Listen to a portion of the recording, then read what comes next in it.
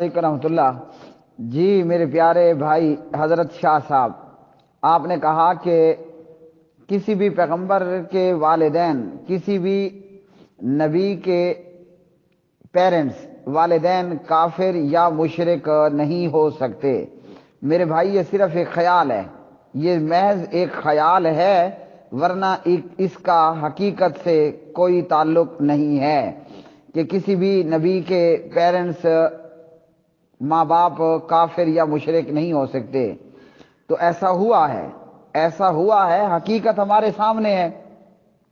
ہم چونکہ مسلمان ہیں، ہمارا دین اسلام ہے، اور ہمارے لیے کتاب قرآن مجید ہے، اور ہمارے لیے نبی علیہ الصلوۃ والسلام کا اسوہ حسنہ، آپ کا فرمان، آپ کی سنت، آپ کی حدیث، آپ کی سیرت، آپ کا کردار، یہ ہمارے لیے راہ عمل ہے، اور یہ ہمارے لیے ہدایت کا راستہ ہے۔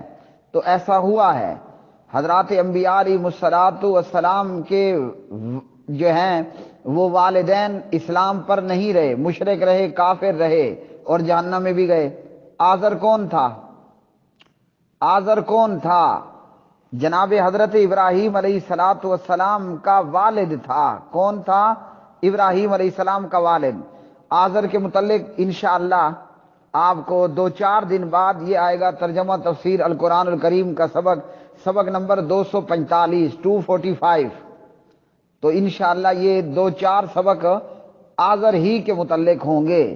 آزر ابراہیم علیہ السلام کا والد تھا، اور سبحان اللہ، حضرت ابراہیم کون تھے؟ وہ خلیل اللہ تھے۔ ایک تو وہ پیغمبر تھے، اور پیغمبروں کے اندر بڑی ہی عالی مرتبت شخصیت تھے۔ حضرات انبیاء میں جناب حضرت ابراہیم خلیل اللہ کا ایک بہت بڑا مقام تھا۔ وہ اللہ کے دوست تھے۔ ویسے تو ہر مومن خلیل ہے، ہر مومن دوست ہے، لیکن ان کی جو اللہ سے ایک دوستی اور تعلق ہے وہ بہت زیادہ ایک اعلیٰ معیار اور ایک اونچی سٹیج پر تھا۔ آزر ابراہیم علیہ السلام کا والد تھا، اور آزر کافر تھا، مشرک تھا، کافر مشرک ہو کر مرا، اور قیامت کے دن بجو کی شکل بنا کر اسے جہنم ڈال دیا جائے گا۔ یہ سبق 245 کے اندر انشاءاللہ آپ کو آزر کے متعلق معلوم ہو جائے گا۔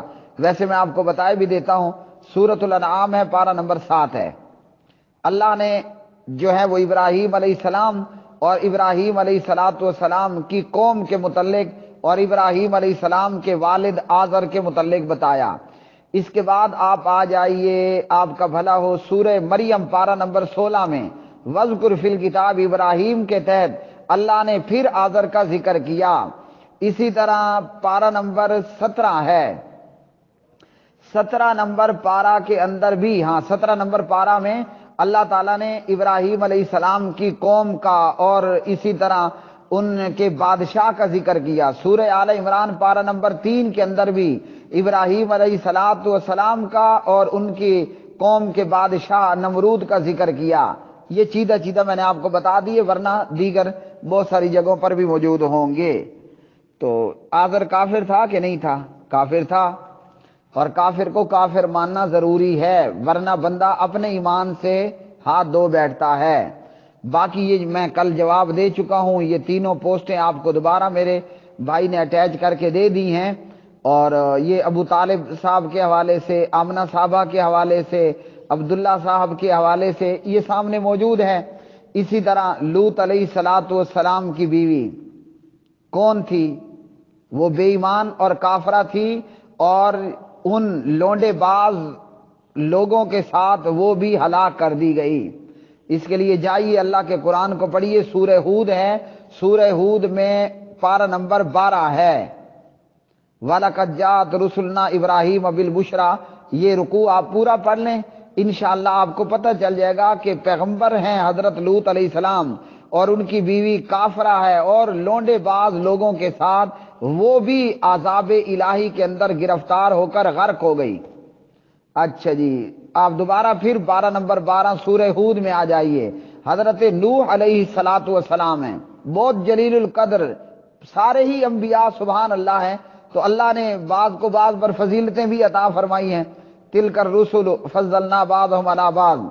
نوح علیہ السلام کا بیٹا کافر مشرک ہو کر باپ کی آنکھوں کے سامنے غرق ہو گیا، وحال بینہم الموج فکان من المغرقین۔ یہ قرآن ہے۔ تو اس لیے حضرت شاہ جی لوگوں کے خیالات پر مت جائیے، یہ بیان کرنے کو ڈھکوسلے بہت سارے بیان کر دیے جاتے ہیں، لیکن اس کا حقیقت سے تعلق نہیں ہوتا۔ جب کوئی بندہ قرآن پڑھنا شروع کر دے، اللہ کے قرآن کو با ترجمہ پڑھنا یا با ترجمہ سننا شروع کر دیں، تو انشاءاللہ یہ جو گڑنتوتات کی کتابیں ہیں ان کی حقیقت آپ پہ کھل جائے گی۔